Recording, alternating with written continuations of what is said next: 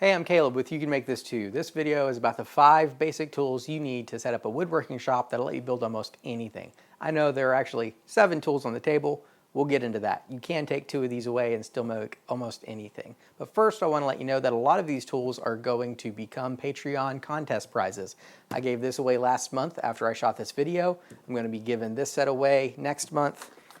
I'm giving this away this month as a contest prize, and there will be several other tools I'm giving away. More about that later. I'm able to do that because this video is sponsored by the Home Depot Tool Prospective Program, which hooks me up with a lot of duplicates, and I want to pass that on to you.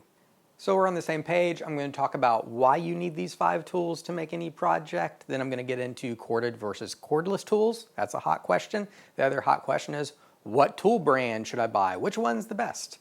And I'm also going to talk about 3 tools I have in my shop that aren't really woodworking related that I use all the time associated with my woodworking to take it to the next level that you'll be really glad you had. And of course, contest prizes. If you haven't heard this before, woodworking is basically taking big pieces of wood, turning it into smaller pieces of wood, then making it back into bigger pieces of wood, doing that over and over until you can put those pieces together into something like this workbench, or this couch, or this aquarium stand.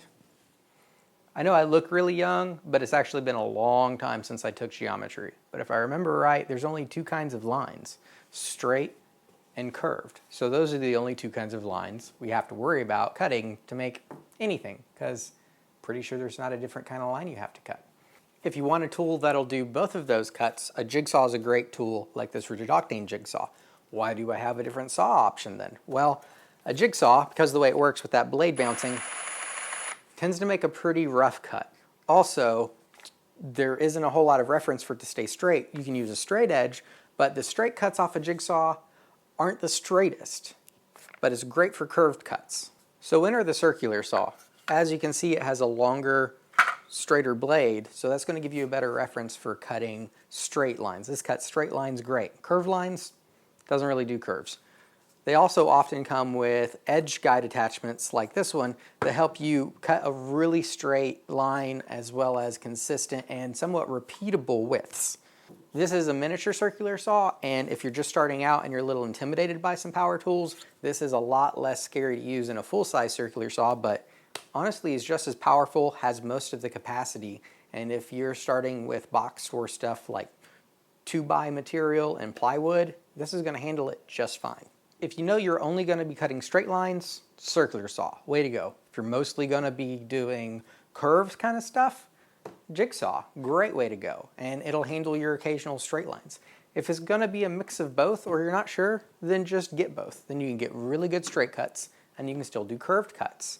And with those 2 tools, you're going to be able to tackle pretty much any part of the making big wood into smaller wood part of the process. Now on to taking our smaller pieces of wood and making them back into bigger pieces. There's all kinds of really cool mechanical joinery like dovetails and mortise and tenons, but this is more beginner oriented. So we're looking at 2 solutions, sticky stuff and fasteners. Now sticky stuff works really great on long grain. So our edge to edge glue ups, face to face glue ups, like the top of this stool where we have the edge to edge, works great. It doesn't work great anytime you're trying to glue into grain in like a butt joint kind of situation, which would be like this or like this, because the pores of the wood are just going to suck up the glue and then the sticky stuff doesn't stick anymore. There are some answers, like we can use dowels, they help with that. But really we move to fasteners in that kind of situation. That's why on this stool that I made with my 6-year-old son, we used pocket screws to hold everything together. We also could have used just plain old wood screws, screwed through the top, screwed through the ends, but we went with pocket screws because they'd be hidden. If you hate yourself or otherwise just enjoy pain, this is a really good way to drive your screws.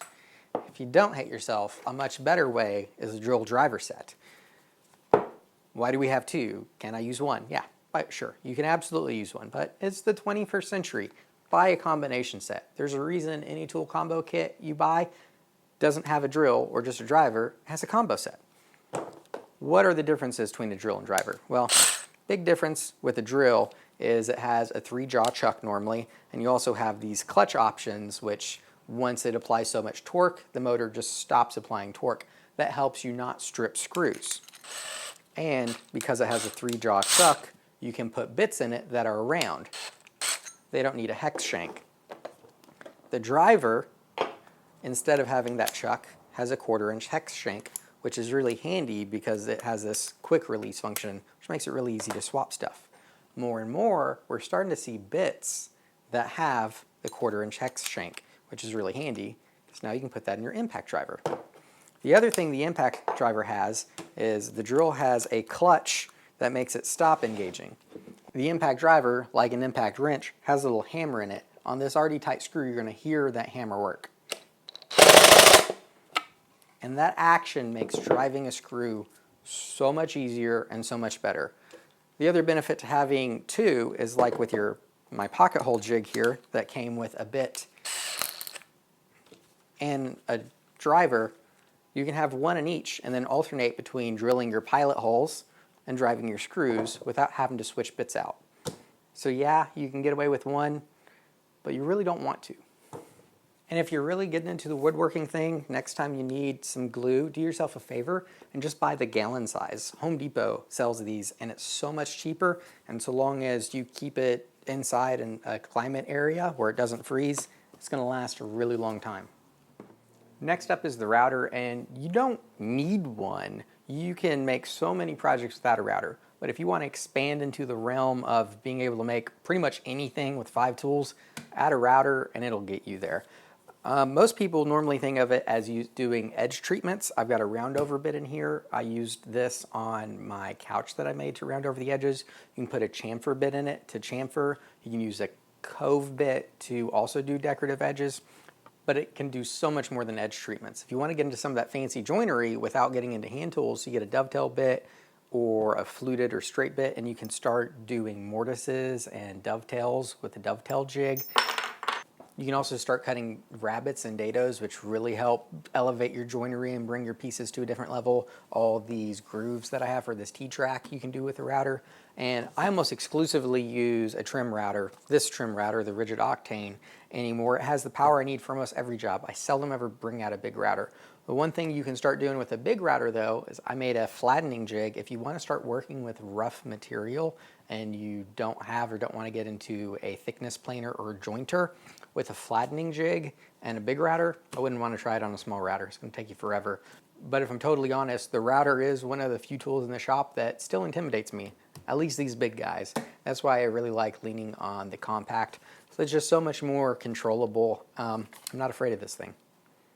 I don't know anyone that makes stuff that talks fondly of sanding things. It's one of those necessary evils we go through when we make stuff, unless a handful of splinters is on your bucket list. But once you cross that off, you're not going to want to revisit it. One of the reasons it's sanding is just because it's so tedious. I have a 6-inch sander.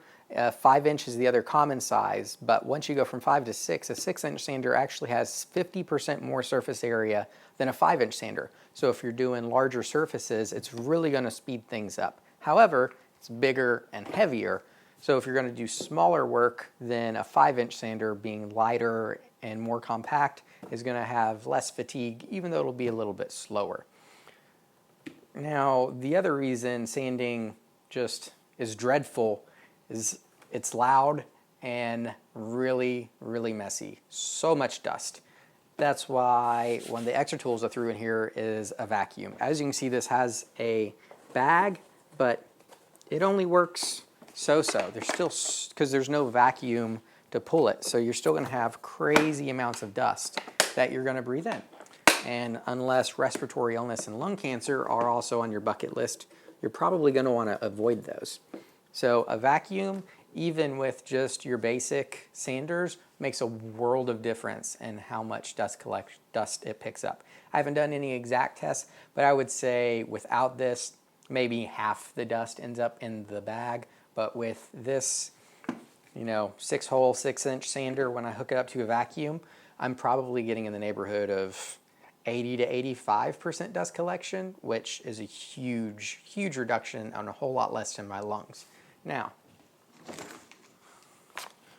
you can also always just wear one of these, and you should probably still wear one of these even if you're running a vacuum, if you know there's still a lot of particulates in the air. But Anyone who's worn these for a few hours is going to realize that an investment in a small vacuum that'll fit a sander is well worth it. So cords or cordless? I'm going to go over some pros and cons, but my basic opinion is if you can afford them, cordless is the way to go, unless it's a tool that you're going to use for long amounts of time when you do use it, so which means you'd really crank through some batteries. For example, sander. Notice that's one of the few cordless tools or corded tools up here, because when I run my sander, it's not uncommon to run this thing for an hour to 3 hours, sometimes even. I'd burn through so many batteries doing that. I do wish I had a cordless sander also for the smaller job, so just so I wouldn't be dragging a cord around, but I don't have one. Same thing with an angle grinder. It's not uncommon when I use an angle grinder that I'm using it for a long time. However, there's also lots of times, like with my sander, I use it just a little bit. So I have two. I have a cordless angle grinder and a corded angle grinder. It used to be that if you really needed the full power of a tool, you had to go corded. But the new cordless technology and the new batteries, I mean, I have 6 amp hour batteries. They make 9 and 12 amp hour batteries depending on the brand.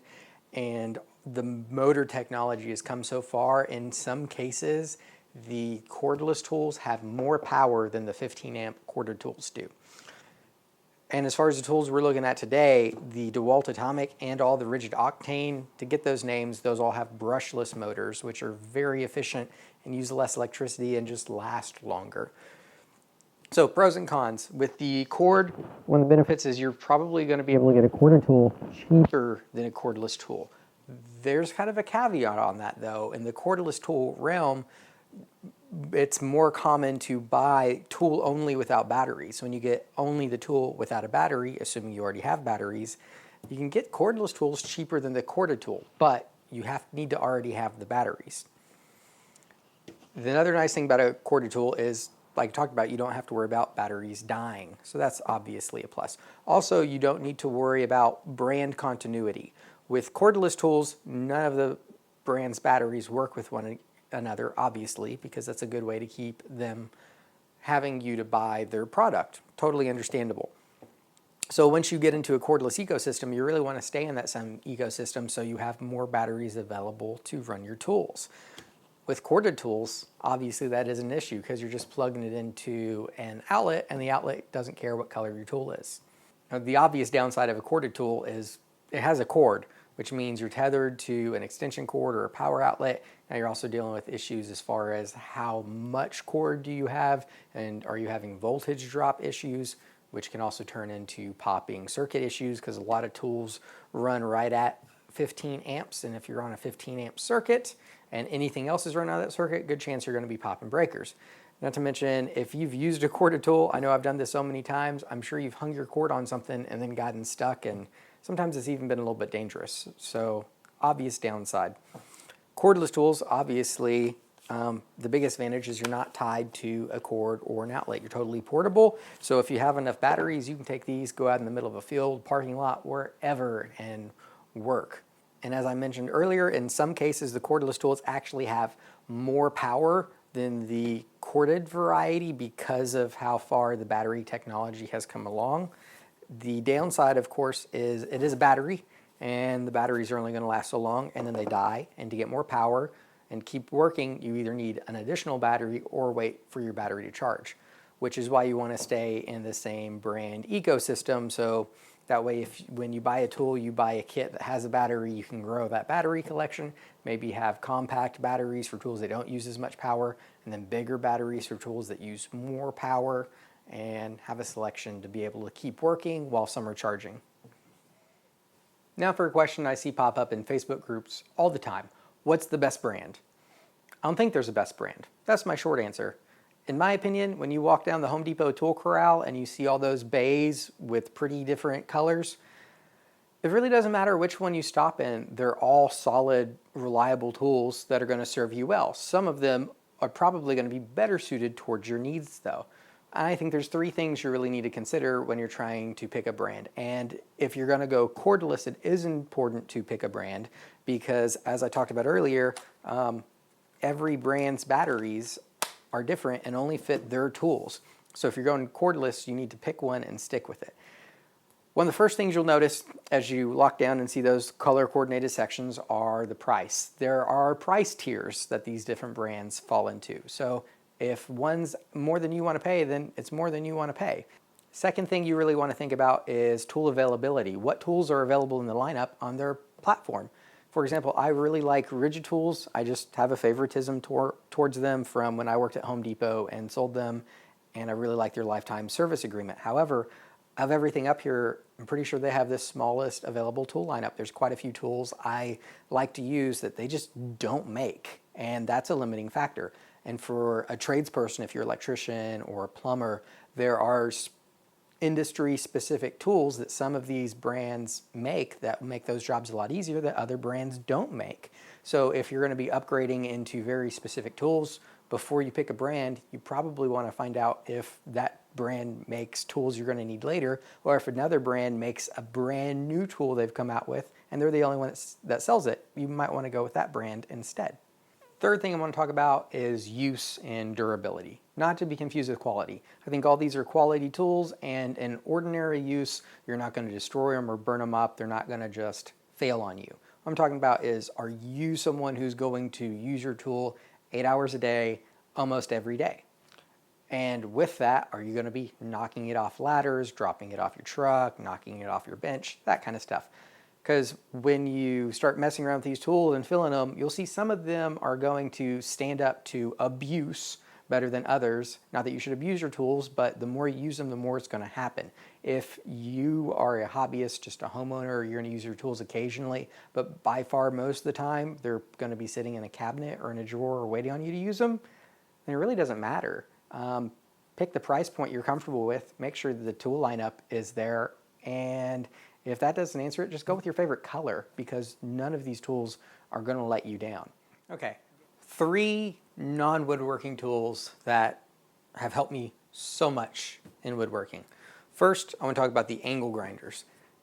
Traditionally a metal tool, but I tell you what, woodworking and metalworking do go hand in hand, and if you want to add any metal, that's half of what you need to do almost anything with metal. Angle grinder and then a welder, you can do anything with metal. I've added a lot of metal just for support and accents in my woodwork, and to speed up cutting that, an angle grinder is great.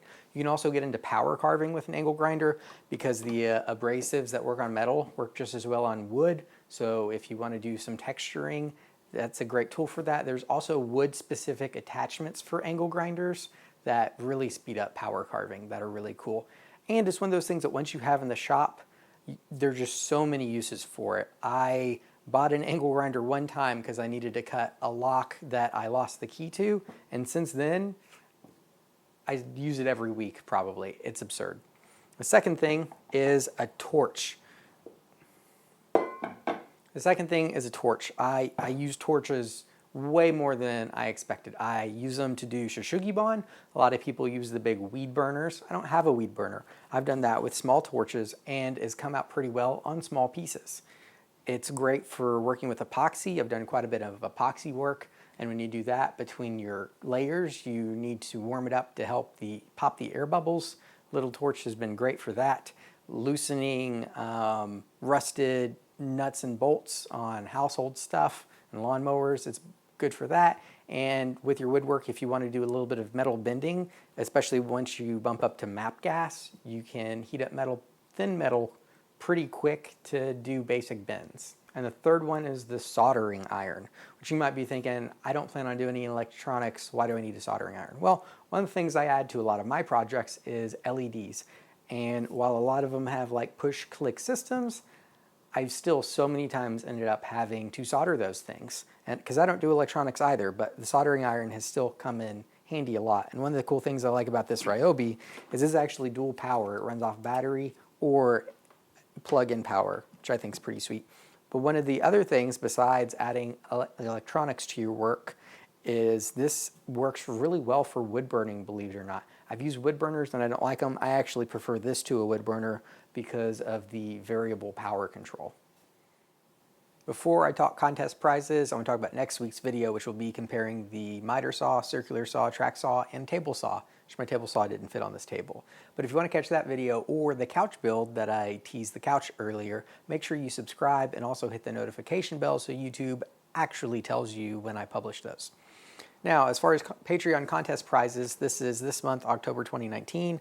This will be next month, November 2019's prizes. All you have to do is hit the link below, become a patron at any level, find the contest post there, leave your answer, wait to see if you win. I also have free swag and plan discounts available at certain tiers. Anyway, I hope this was informative or at least entertaining, and until next time, make time to make something.